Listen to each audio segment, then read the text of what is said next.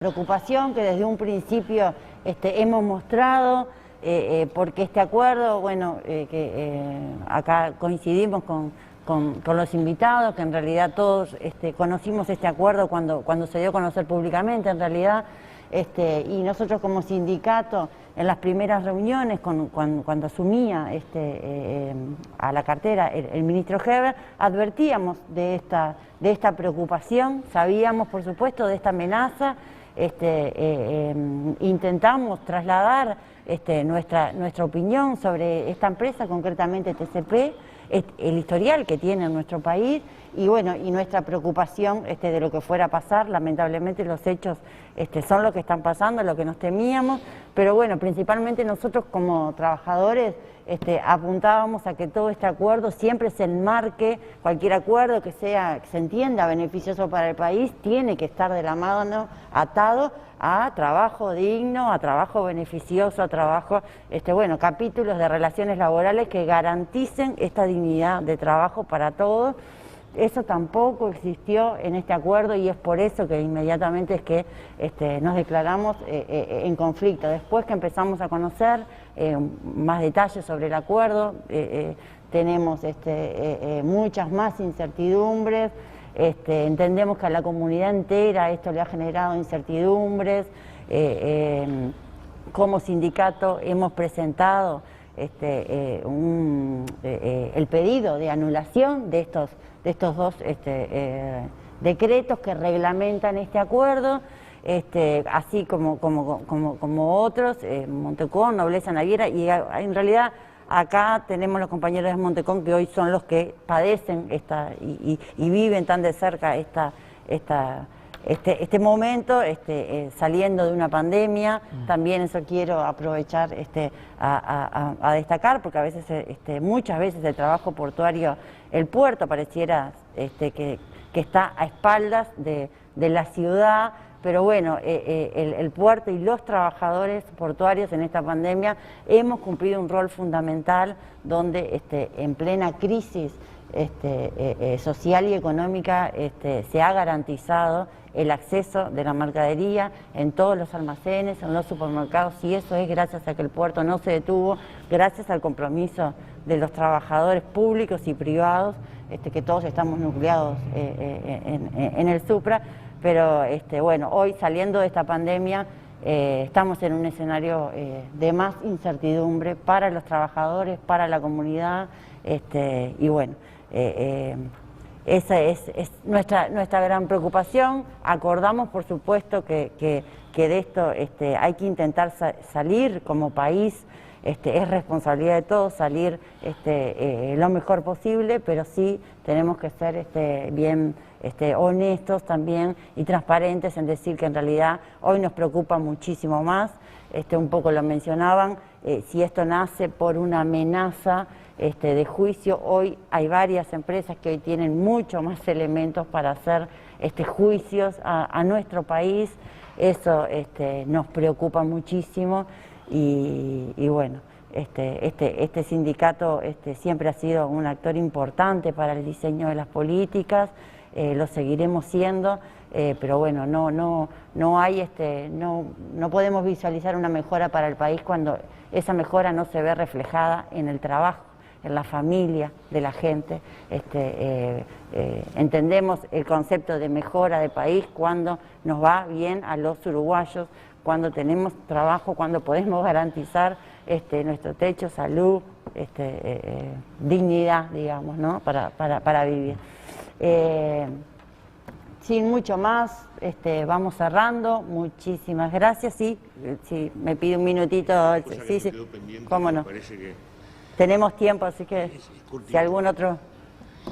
El diputado Pasqué comentaba las cosas que han planteado las partes.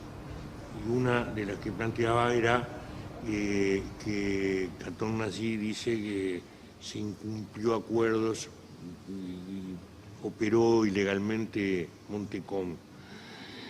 Y yo también lo vi. Y ponía como ejemplo que el gobierno anterior le daba permisos por 90 días Y resulta que no es así. Eso no es así. Hay que diferenciar el permiso para operar y el derecho al almacenaje. Y el permiso para operar no era por 90 días, pero lo que se le cobraba era el derecho al almacenaje, que el máximo son 90 días. Entonces, le cobraba los 90 días por el almacenaje, pero los permisos eran más largos. Entonces, confundió las dos cosas y expresó eso que no es correcto. La segunda cosa es que el acuerdo plantea que la única empresa que va a trabajar en la terminal de contenedores no puede atender un barco, el barco tiene que esperar 24 horas en el mar, entrar, y si la empresa no lo puede atender, lo atiende otra empresa. Nosotros le preguntamos a más de 10 navieras que fueron a la Comisión de Transporte qué pasaba. Dice, bueno, un barco no puede esperar 24 horas y no va a haber una sola empresa que trabaje por si las dudas, Cantón Nací no puede atender el barco. O sea que esto no funciona, está en el acuerdo y no funciona, no va a funcionar. Esto hay que cambiarlo. Y lo tercero es que, esto me lo comí hoy, por eso yo creo que ese Barajar y Hilar de nuevo necesita por lo menos 3 cosas. Una segunda terminal, que el Estado pueda ejercer las decisiones soberanas y no se le impida nada. La empresa no puede impedirle las decisiones soberanas del Estado. Y un nuevo reglamento de atraque, porque el reglamento de atraque que se decretó ahora es inaplicable, porque estaba planteado hacerlo día a día, y un reglamento de atraque se hace anualmente. Entonces esto también es impracticable y va a existir la necesidad objetiva de modificar lo que se firmó. Y ahí yo creo que hay que buscar lo que decía, el acuerdo entre todos y Barajar y Hilar de nuevo. Me había comido eso. Por favor, me está pidiendo unos minutitos Ope Paqué y también nuestro compañero Pablo Darrocha desde el Instituto quiere unos minutitos y ya cerramos. Gracias, no, muy brevemente. Se imaginarán que el senador Bonomi y yo tenemos algunas diferencias, unas cuantas, en la apreciación de todo esto. También algunas coincidencias. Yo también creo que eso de que los barcos esperen 24 horas para ver si pueden ir a otro muelle, eso no, en los hechos no existe. Pero en fin, me interesaba marcar algunos puntos que me parece muy importantes. En primer lugar, la cuestión de la juridicidad de todo esto, de la legalidad de todo esto, es muy importante, no se puede soslayar. No se arregla esto con voluntarismo. Si, no, bueno, a mí no me gusta, sé que esto lo rechazo y no lo podemos aceptar. No, porque eso termina en juicio después multimillonario. Y eso después se paga, y sí o sí. Entonces, lo que se busque, hay que buscarlo por los caminos que el derecho habilita. Una cosa que puede ocurrir es que la empresa perjudicada, Montecón, que ya ha recurrido contra esto, llegue al Tribunal de lo Contencioso Administrativo y obtenga eventualmente la anulación de los decretos 114 y 115. Eso puede pasar. Si eso ocurre, se cae la estantería. Ahora, si eso ocurre también, veremos qué le pasa al puerto de Montevideo, donde va a haber por un lado una reclamación que hará la empresa de Cantón Nací contra el Estado, y veremos quién invierte en un puerto que está en esa situación de litigio y de incertidumbre. De repente, a través de una ley que introduzca, por ejemplo, la unidad reguladora que nosotros estamos proponiendo, se pueda limar alguna de las asperezas y se pueda encontrar un camino más transitable. Pero digo, esto hay que arreglarlo conforme a derecho, no es un impulso de voluntad política, digamos, pateamos la mesa y vamos de nuevo. No, así no funciona. Ahora, si se puede encontrar mecanismos de acuerdo, muy bien. No va a ser fácil, hacer esa mediación que propone González Lapeire, por ejemplo. Mucho menos va a ser fácil repartir el espacio en la terminal de contenedores para 2 empresas, que es lo que proponía la doctora Echevarne. A mí me hacía observar alguna gente que conoce de esto muchísimo más que yo, que soy un recién llegado a estos temas, pero que en la dársena fluvial, donde se propone que opere una empresa de esta, la profundidad es de 5 metros, y los muelles están a esa profundidad. O sea, es totalmente inviable que eso pueda funcionar de otra manera. O sea, digo, hay dificultades y no se arregla, digo, a voluntad. Hay que encontrar el cauce jurídico para hacerlo, y eso es una dificultad seria. Que el ministro, eso me interesaba puntualizarlo. La actuación del ministro Heber cuando firma el acuerdo fue ratificada por el Consejo de Ministros. Jurídicamente eso es suficiente. Es la convalidación por el mandante de los actos del mandatario. No hay ningún problema con eso. Pasó también con UPM. Hubo un ajuste al contrato, la negociaron y firmó el doctor Toma y alguien más, y después el Consejo de Ministros lo aprobó. Eso está bien. Es una figura que existe en el derecho privado hace 2000 años, se usa en derecho público. Desde ese punto de vista no hay ningún inconveniente. Con el tema del dragado y la profundidad, sí, con este contrato hay un lío, porque hablan de 14 metros y tenemos autorización para ir a 13. Hoy, según me dicen, el canal de acceso a Montevideo está a 12,65. Para ir a 13 no se necesita una inversión de 200 millones de dólares ni cosa por el estilo, lo puede hacer la ANP con su propia draga, según me dicen. O sea, la inversión es mucho menor.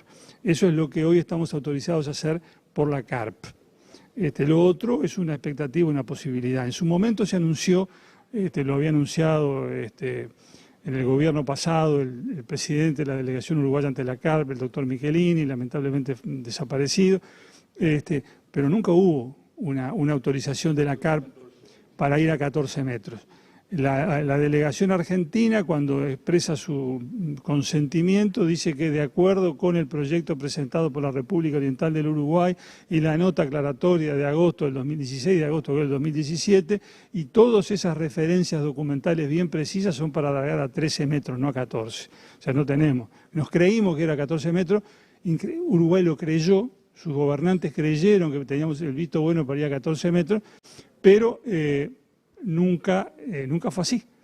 Para aclarar el punto, nosotros, desde la Comisión del Río de la Plata, que funciona en la Cámara de Diputados, citamos a varias autoridades que nos dieron su testimonio, pero queda siempre la cuestión de por qué falta ese metro, por qué no se hizo el ajuste. Bueno, invitamos a concurrir al ex canciller Nino Boa, pero dijo que mientras dure la pandemia, en fin, prefiere no acudir a reuniones de ese tipo, en fin, no pudimos aclarar esa incógnita, pero la autorización real es a 13.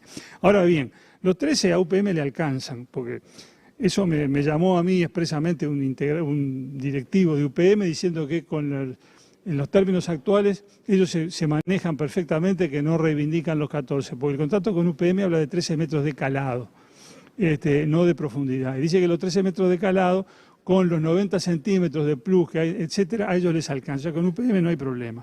El lío lo vamos a tener, sí, con este compromiso asumido frente a Catonati, que si no se cumple, no tiene que ver con los repartos de utilidades, sino que tiene que ver con la afectación de hasta el 40% del canon que la empresa le debe pagar a la ANP. O sea, si no se cumple con la profundidad del dragado, se puede reducir el canon hasta en un 40%. O sea, son complejidades que el acuerdo tiene y que, por supuesto, hay que enfrentarlas porque están allí y no es nuestro ánimo negar los problemas que todo esto plantea. En fin, son las puntualizaciones que quería hacer. Muchas gracias. Gracias, diputado. Pablo, compañero Pablo. Bueno, a mí, en representación del Instituto, por supuesto que me corresponde agradecer la participación de los legisladores a este espacio que es de construcción colectiva. Felicitar al sindicato, además, por la elección del título de este ciclo de charlas. Me parece que es sumamente trascendente porque coloca temas que los distintos legisladores, de algún modo u otro, han sabido colocar. En buena medida, reivindicar aspectos que hacen al patrimonio nacional, a la soberanía, ni que hablar que desde el punto de vista del puerto lo que hace a la identidad nacional, pero que también han sabido colocar el tema con otro nivel y trascendencia, porque se ha ubicado en la importancia también regional de este debate. La necesidad de encontrar diálogos de complementación, de coordinación, de construcción colectiva, si se quiere, en los distintos países que integramos el Mercosur, hoy que está tanto en debate y de construcción permanente, donde nosotros entendemos hay que continuar ese proceso de profundización del Mercosur. Más y mejor Mercosur, no nos cansamos de decirlo.